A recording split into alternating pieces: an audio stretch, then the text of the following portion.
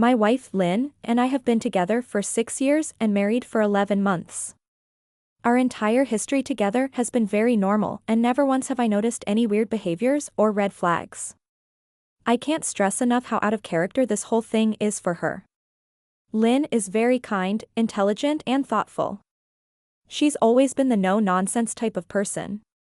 Being childish or trying to scare me is not something she'd normally do. She doesn't even like watching horror movies. When we first started dating, she agreed to watch The Shining with me because she knew how much I loved horror. She was so scared that she didn't even make it through half of the movie before we had to turn it off. She isn't into anything creepy and has never been into pranks. It's just not her cup of tea. And that's fine. But that's what was so strange about this. It's just so unlike her. I should also add that she never had any mental health issues, and as far as I'm aware it doesn't run in her family. I know some people are able to hide their mental health problems, but in the 6 years we've been together I think I'd have seen some sort of sign. 2 months ago, I was in the kitchen making myself some coffee before work. I was running a bit late that morning and knew I wouldn't be able to make it to Dunkin' Donuts for my usual morning fix. I took a sip of my coffee as I hurried down the hall towards the front door, when I happened to notice Lynn peeking at me from around the corner ahead of me. I could only see her eyes, and a strand of her long dark hair hanging against the wall. The rest of her body was concealed behind the corner. I nearly spilled my coffee when I saw her. I did burn the shit out of my lips. "Geez, Lynn," I said, wiping a few drops of coffee from my pants. "You scared the shit out of me." She immediately popped out of view like a little kid that had been caught. I heard her scurry off towards the living room, and by the time I got to the front door she was out of sight.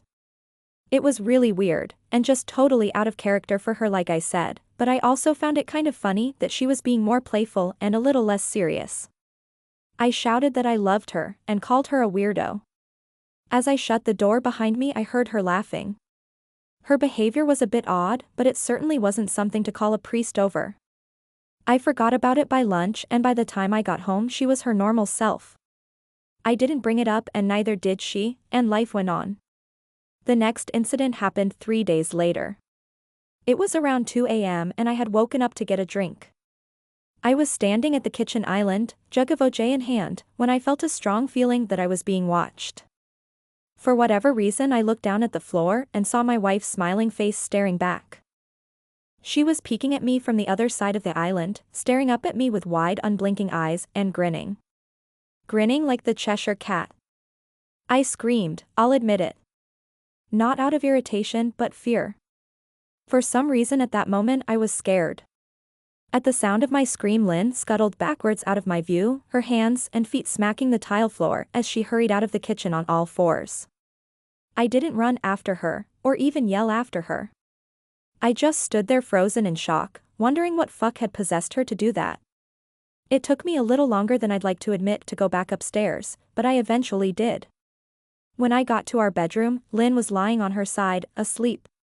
Or at least pretending to be.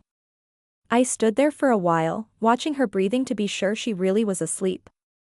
I had the feeling she might jump out at me the moment I got into bed. But she didn't. I climbed into bed and she didn't even move. Her breathing was soft and deep and I was starting to wonder if I dreamt the whole thing. The next morning I waited for her to come down for coffee and after handing her a mug and kissing her cheek I decided to ask her about it. "What was that about last night?" I asked, keeping my tone light so I didn't offend or embarrass her. She frowned over her cup of coffee, shaking her head like she had no clue what I was referring to. "You were peeking at me again. From over there," I said, pointing to the spot on the floor by the kitchen island. She followed my gaze, and when she looked back at me she burst out laughing. She laughed so hard that I couldn't help but join her. "You creep me the fuck out sometimes, you know that?" I said. She giggled and set her cup on the counter and wrapped her arms around my neck. "You creep me out all the time. So I guess we're even," she teased. We said our goodbyes and left for work. As I drove I kept thinking about how creepy it had been seeing her grinning at me from behind the island like that. The sounds her hands made on the floor as she crawled away. I told myself she was just trying to be silly. Just trying to join me in my love of all things horror. It's not like I was afraid of her. But it still didn't sit right with me. I started seeing her peeking at me more and more. Sometimes she'd be peeking out from behind the couch or living room curtains. Once she even managed to get inside her grandmother's old trunk that sits at the foot of our bed. I might not have even known she was there at all had the trunk's old hinges not given her away. She'd had the lid propped up just enough so that only half of her face peeked through. She'd been grinning like an excited toddler. It was unnerving. I didn't even know what to say to her. All I could do was stare. When I finally found my voice, I asked her why on earth was she doing this. She didn't answer, but she had slowly closed the lid, shutting herself inside the trunk. I just walked away, feeling disturbed. I didn't understand why she was doing it, but it clearly made her happy. I just hoped she would tire of the game quickly. Lynn didn't peek at me for the next 2 weeks. I started to think she was done with her weird prank and I was relieved. We were watching a show on Netflix one night and I jokingly said that I hadn't seen her peeking at me lately, and that she must have given up on her spy game. She looked up at me with a small smile and said, "Maybe I've just gotten better at it." I didn't say anything, but I wondered whether or not she was joking. For the next few days, I couldn't stop thinking about what she'd said. Was she still peeking at me when I wasn't looking and I just hadn't noticed? And if so, what the hell was she getting out of this? I started to feel paranoid, constantly checking whether she was watching from around the corner, or behind a door. I was jumpy whenever I was home and she wasn't in full view of me. I felt stupid and a little crazy. But after a few weeks without another incident, I began to relax. I stopped checking behind furniture and walls and told myself it was just a bad memory. Then a few days ago things got so much worse. Lynn left to go to a friend's, and I lounged on the couch and played a couple games on my laptop. Around 9 p.m. I hopped in the shower, and as I was washing the soap from my hair, I felt that awful feeling that I was being watched. I slowly opened my eyes and almost had a fucking heart attack. Lynn was peeking from behind the shower curtain, her entire head stretched into the shower, leaving just her body outside. Her long dark hair hung against the curtain, the ends dripping with water. Her mouth hung open in a terrible grin, eyes wide and red, as if she hadn't blinked in a while. I screamed and jumped back against the wall. She didn't move, nor did her smile waver. Her makeup ran down her cheeks in 2 black streaks. She looked giddy and completely deranged. I was fucking terrified. We stood like that for a few moments, neither of us saying a word. Finally, after what felt like forever, she slowly pulled her head back out of the shower, and I watched her blurry figure through the curtain as she moved backwards towards the bathroom door. A second later the bathroom door slammed shut, hard enough to rattle the mirror. I screamed again and jumped out of the shower to lock the door. I stayed inside the bathroom for over an hour. Maybe I overreacted to some of you. But joke or not, I wasn't going to put up with the crazy shit anymore. That's what I kept telling myself as I paced in my bathroom, stopping to listen at the door every few minutes. Suddenly I heard a muffled sound, and I pressed my ear against the bathroom door, straining to listen. I couldn't hear anything, but I envisioned Lynn standing on the other side of the door, giggling at her joke. I felt a surge of anger. I was beyond pissed at being made to feel scared in my own house, and made to hide in the bathroom for an hour. All for what? Some joke? If it was a joke, it was an awful one. What the fuck, Lynn? I snapped. This shit is getting really fucking annoying. I waited for her to apologize, or to call me a jerk. But instead I heard a faint moan, so quiet I wondered if I heard it at all, and then complete silence. Lynn? I called out, not able to even hide the shakiness in my voice. I got no response. Just my own heavy breathing. I swear to God, just fucking stop it. I yelled, pounding my fist on the door. I waited for her to cuss me out, something I would expect from me talking to her like that. I never screamed at her before. But there was nothing. Just the occasional drip from the shower head. I won't deny that I was scared. Too afraid to open the damn door and face my own wife. I waited another 30 minutes or so, which feels like a fucking lifetime when you're scared. Finally, I decided I wasn't going to spend the night hiding in my bathroom, so I got down on my knees and peered under the door. I almost expected to see her face peeking back at me, but thankfully I didn't. I could see straight down the hallway to the top of the stairs, but no Lynn. I didn't know if I should be happy about that or not. I looked for a few minutes, waiting to see her head pop up over the top step, but it never came. I stood up, my hand hovering over the door, and mentally prepared myself to open it. I slowly turned the lock with shaky fingers, and was about to yank it open when I heard a sound that still makes me feel nauseous when I think about it. A moan, louder than before, but this time I was able to tell just where it was coming from. I turned my head to the closet door as if in slow motion, and locked eyes with my wife who was peeking out at me from the slight gap. Her eyes were still wide as ever and her mouth was hanging open in the most grotesque gaping smile I'd ever seen. I didn't even scream. I was too scared for even that. Her hands were clasped to her chest, body trembling with sheer delight, as if she could barely contain her excitement. A short raspy moan bubbled up from her throat, deep and raw, sending a shiver through my entire body. Somehow I found the ability to pull the bathroom door open and ran as fast as I could all the way down the steps, snagging my keys and phone from the table in the living room before running outside to my car. I could hear her shrill laughter behind me, but I didn't hear her getting closer. I didn't bother shutting the front door. I drove away from the house faster than I legally should have, shivering the entire time either from fear or the cold. Maybe a little of both. I hadn't grabbed a coat or even a pair of shoes. I was still in my boxers and my hair was still damp. I drove straight to my brother Chris's house about 40 minutes away, ignoring any and every call and text I got. I didn't check my phone until I was safely parked in my brother's driveway. Lynn had called 4 times and sent a flurry of texts, all wondering where I'd gone and why I left like that. I threw my phone at the dash in a rage, furious at her nonchalant attitude.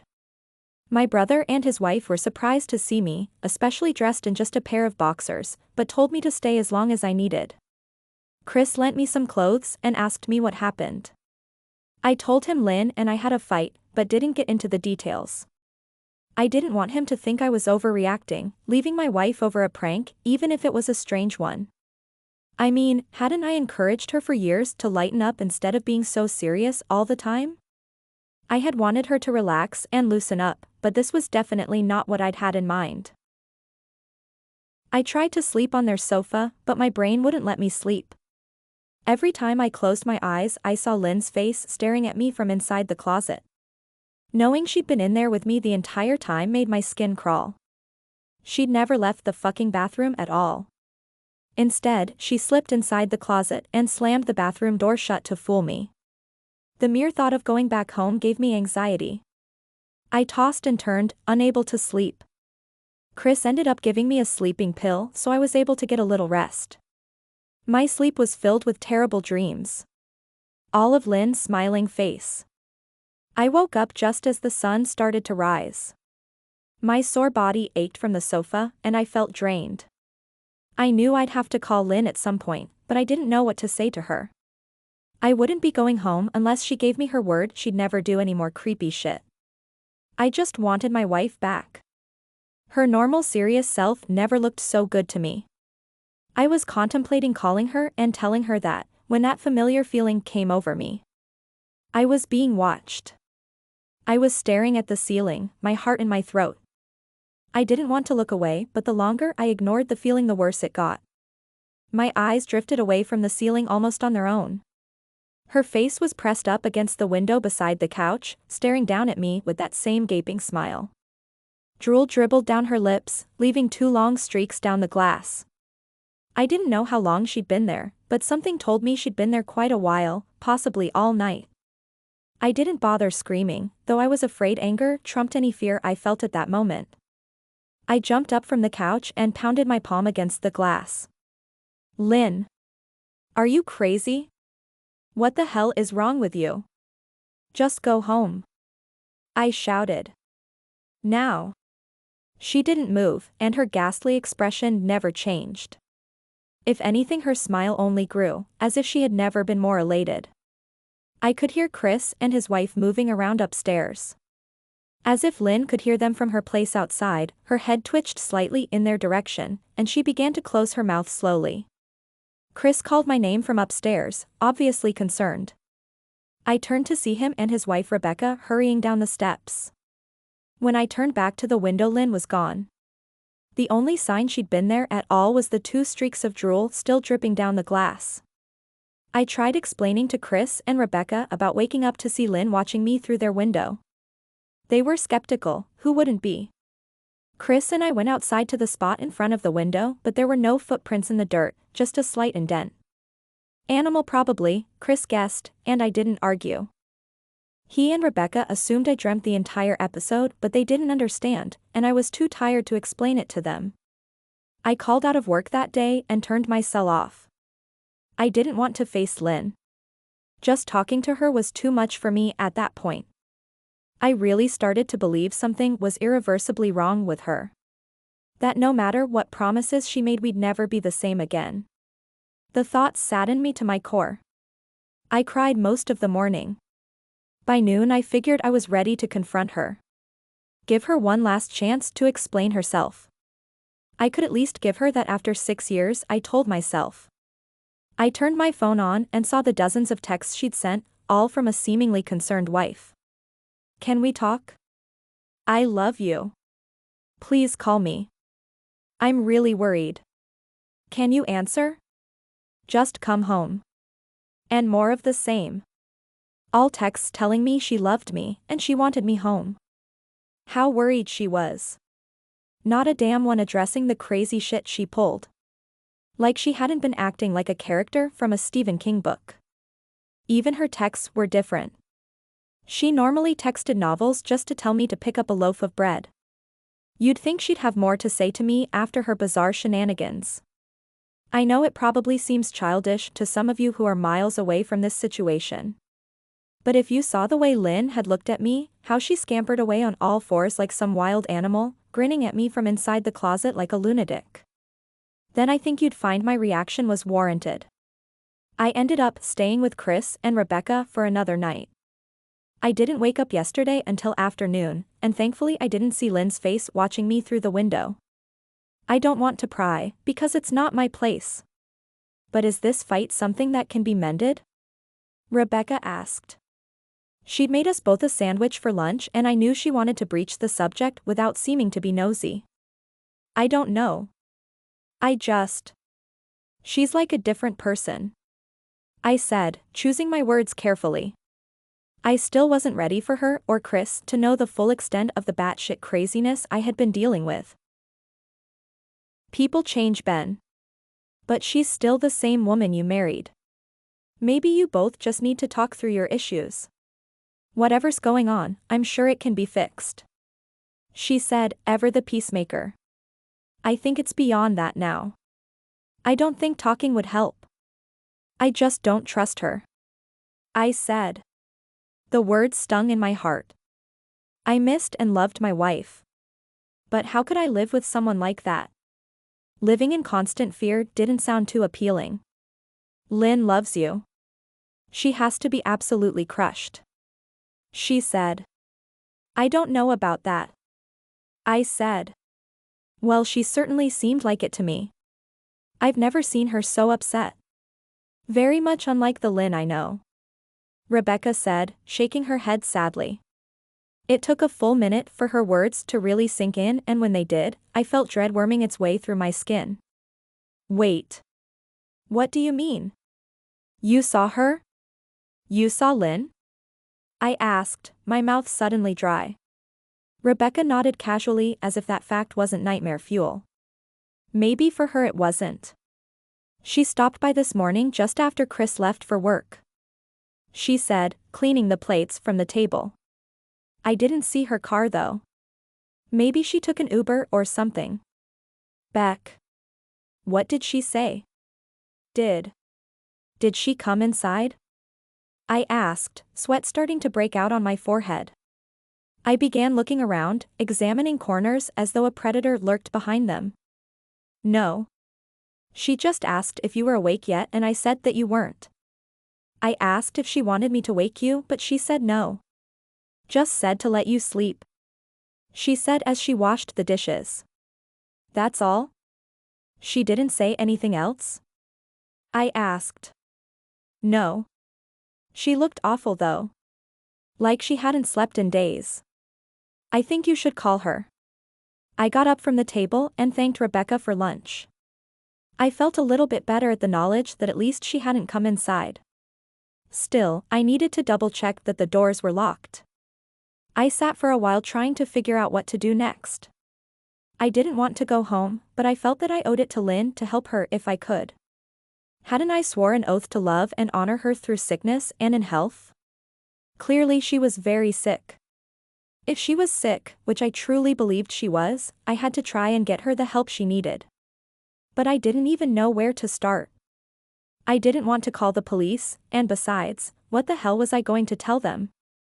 That my wife was peeking at me? That she was being creepy? As bizarre as she'd been, she still hadn't committed any crime. Not yet anyway.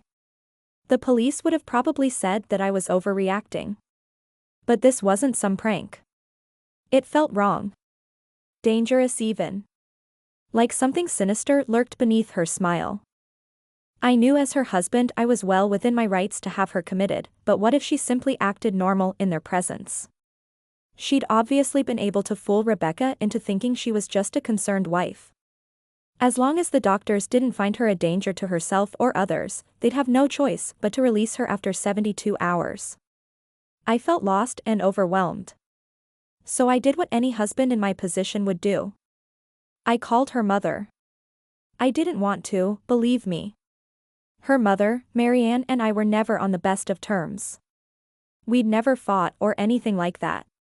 She just wasn't a very warm person, and wasn't really easy to get along with. She hardly ever smiled, and when she did, only her lips would move into a thin-lipped smile, leaving her eyes as blank as before. She gave off this aura that felt like she was permanently on the offensive. I'd only met her twice, and both times were for such short visits. I got the impression she didn't approve of me for her daughter. Lynn always ushered us out quickly, as she didn't want me to feel uncomfortable, which I was grateful for. Being in her mother's company felt almost unbearable. Like walking on glass. I was glad when we moved 3 states away so we didn't have to see her often. I was happy to avoid the woman, but I needed her help. I really didn't want to talk to her at all, but I had to talk to someone, and someone who knew Lynn better than I did. So I grit my teeth and did what I had to. Yes? She answered, already sounding irritated. Marianne, it's me, Ben. Do you have a minute to talk? I asked. I could hear her cluck her tongue in irritation. I'm in the middle of writing some checks, but if you insist, I suppose I can spare a moment. What is it that you want to discuss, Benjamin? She said, coolly. It's about Lynn. She's been acting strangely, and I was wondering if you had any idea whether there was something. I was quickly interrupted. It's a bit difficult to follow your rambling, Benjamin. What is that you want from me? She asked. I could almost see her standing there in her thin sweater and slacks, tapping her fingernails impatiently on the table. I wanted to know if you'd ever noticed any odd behavior? Or possibly any mental health issues? I asked. There was a long, uncomfortable pause that I couldn't tell was because she was just thinking, or something else. Finally, after a few seconds, she spoke. I'm not sure if this is one of your jokes, Benjamin, but if so, I don't find the humor in it. Now I do have business to attend to, as I've said, so if you don't mind, she said, but I cut her off before she could get rid of me. Marianne, it's not a joke. I'm sincerely concerned about Lynn's mental health. Her behavior has been very erratic lately. I'm very worried about her, and I figured as her mother you would be as well. I said, my frustration evident in my voice. If you're truly concerned, then I suggest you get the health professionals involved. I don't know what you expect of me. She snapped. I could tell she was seconds away from hanging up, and for some reason I was desperate not to let her. I had the feeling that she knew a lot more than she was letting on. Please. If not for me, do it for Lynn. I tried. I heard a faint shaky intake of breath, as if she were trying to hold her steely persona together but failing. Marianne? What's WR-? I started. Benjamin, I don't know what to tell you. My only advice would be to seek professional help. Do not call here again. Goodbye. I tried to call out to her but she'd hung up. I tried to wrap my head around the call and her refusal to help me. Even if she didn't like me, why wouldn't she want to help her own daughter? I couldn't understand that. I tried to replay the conversation, desperate to find something I missed. After a while I almost gave up, until I remembered her last words to me. Seek professional help, she'd said those words with a bit of urgency. I could have just been grasping at straws, but no, I was sure her voice had changed ever so slightly when she'd said that. As if they were very important. What had she meant? I assumed she'd been referring to medical professionals, but maybe she was referring to someone else. Someone that she didn't, for some reason, feel comfortable saying directly. Or maybe I was just desperate. I waited for Chris to get home and after a very long and exhausting conversation with him and Rebecca, I convinced them that Lynn truly needed psychiatric help. I didn't tell them everything. I wasn't prepared to go into it yet, but I told them about our last encounter. How she'd hidden in the bathroom, peeking at me from the closet. They were obviously shocked, but thankfully they believed me. They too just wanted to help her. Still they didn't think it was all that serious. Weird, maybe, but not dangerous. They just kept saying that Lynn had to be playing some kind of weird joke. Maybe for YouTube? Rebecca offered, if only half-heartedly. Chris didn't think we should involve the police just yet. He offered instead to go with me, and I readily accepted. He reasoned that calmly talking to her, trying to coax her into going willingly was the best recourse. I agreed to do it his way. At least I wouldn't be going into that house alone. We drove over this morning, just after breakfast. There was no way I was going at night. When we pulled into the driveway my stomach began doing somersaults. Her car wasn't there, but I still didn't let my guard down. The front door was ajar, and for a split second I thought we'd see her eyes staring through the gap. I was shaking and starting to sweat. Chris, however, was fine. He waited for me to open the door, his hands in his pockets like he was going on a fucking stroll through the park. I envied his ignorance. I pushed the door open and was immediately hit with the stench of rot. Chris smelled it too, and he walked in the house behind me with his nose scrunched up. What do you guys use to clean the floors around here, shit? Chris mumbled. Shut up. I said, my eyes darting around for any signs of Lynn. The house was deadly quiet and dark despite being 10 in the morning. All the curtains were closed up tight, refusing to allow any sunlight inside. If I hadn't left it just 2 days prior I'd have thought the house to be abandoned. We moved through each room, carefully checking any place that she might hide, occasionally calling her name. Why the fuck are you looking under the couch? Chris asked eventually. Aren't we looking for your wife? He was looking at me like I was a moron. Let's just go upstairs. I whispered. He shook his head but followed me up the stairs to check the bathroom and spare bedroom. On the way up my shoes crunched over pieces of glass that looked to be littered over a few of the steps. I noticed that one of Lynn and my wedding portraits that hung on the wall along the staircase had been smashed. The frame hung crookedly, all the glass removed. I stared at the picture, a lump forming in my throat. We had taken the photo just after leaving the church, after saying our vows. She looked so beautiful in her white gown. I looked at Lynn's beautiful face. I never dreamed her face would ever be a source of terror for me. We climbed the rest of the steps and checked the spare bedroom, but it looked completely untouched. I was hesitant to go into the bathroom, my fear from that night coming back to me all at once. Chris noticed, and offered to go in by himself, but I couldn't let him do that. So we walked in together, checking the closet and the shower. The bathroom looked as if it hadn't been touched since the night I left. I don't think she's here, Ben. Why don't you pack some clothes and we'll try coming back tomorrow or something? Chris said. I nodded and went into our bedroom and shoved some clothes into a duffel bag. When I checked inside our closet, I came across the source of the smell and gagged. Chris took one look and lost all color in his face. He had to go stand by the stairs to get away from the sight and smell. I gazed down in shock at what lay inside my bedroom closet. Soaking into the rug were at least a dozen eyeballs, all carefully laid out in pairs. Some were as large as a quarter while others were as tiny as a marble. I stared down at the eyes she'd collected from small animals and I wondered how she'd gotten them and shuddered at the thought. Man, I thought I had it bad with Becca's shoe addiction. But fuck me. Your wife's in here collecting eyeballs. Chris said, gagging. Ben, I think we should go. He called from the hall. I'm getting nauseous. All right.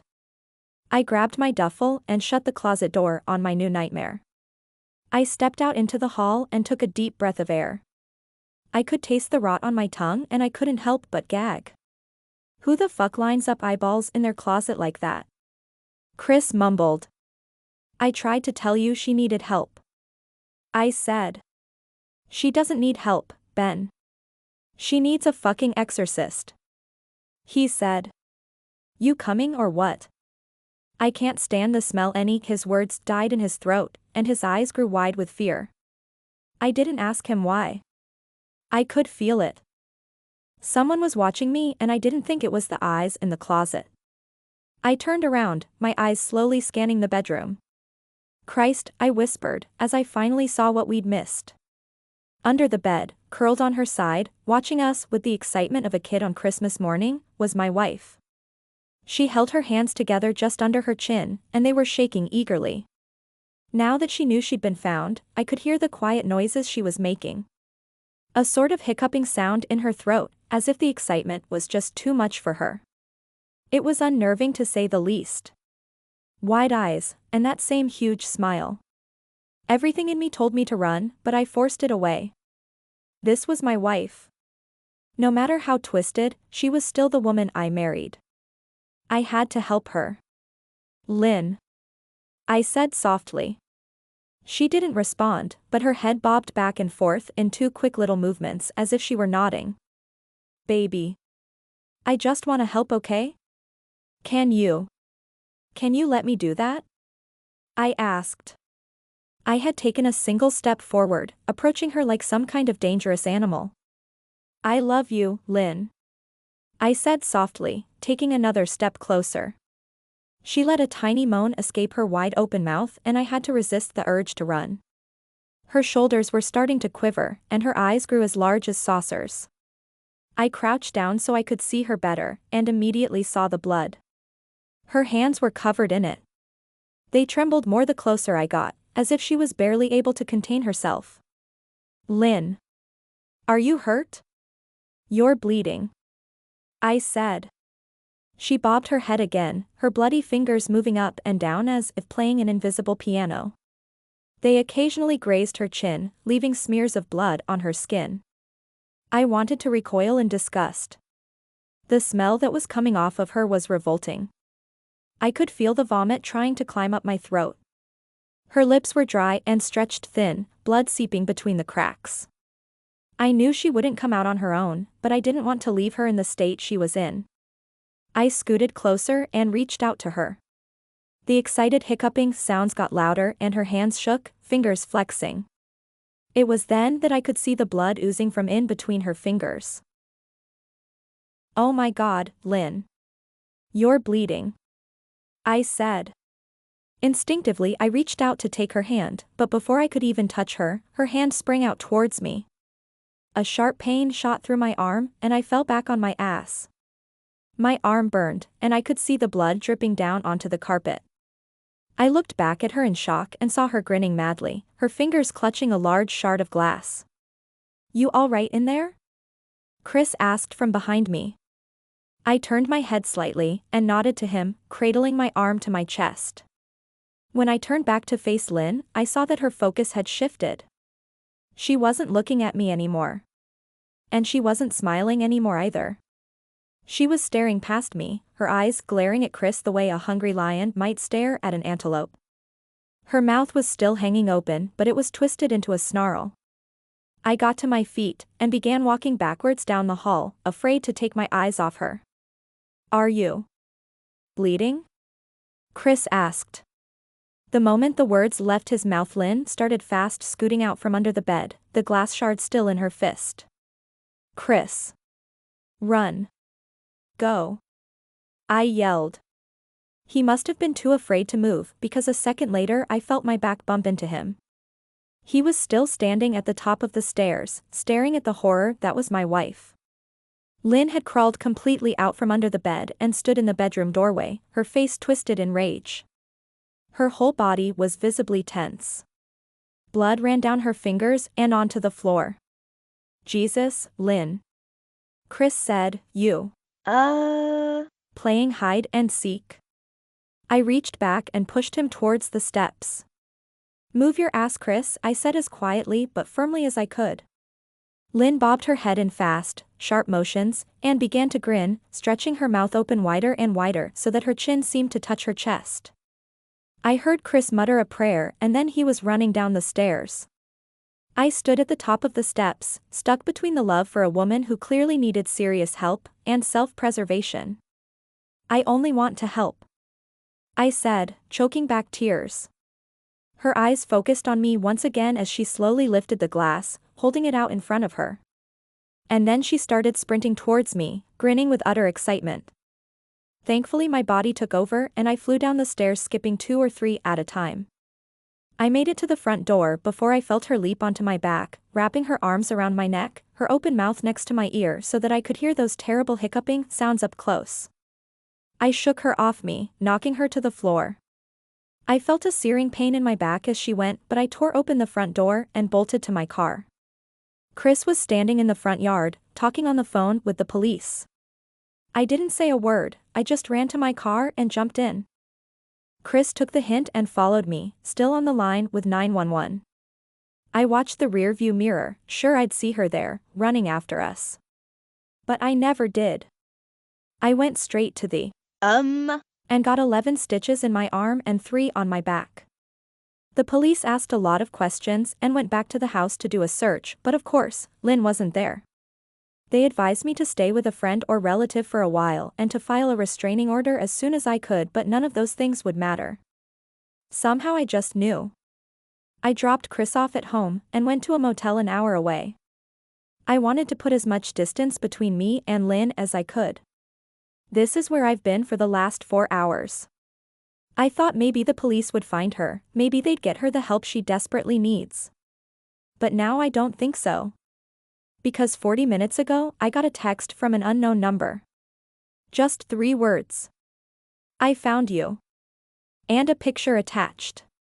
The picture was dark and grainy, but I instantly knew what it was. There was no mistaking my wife's eye. I started typing this out immediately after. I don't know what to do. I'm alone and scared, and I can't help but feel that I'm being watched.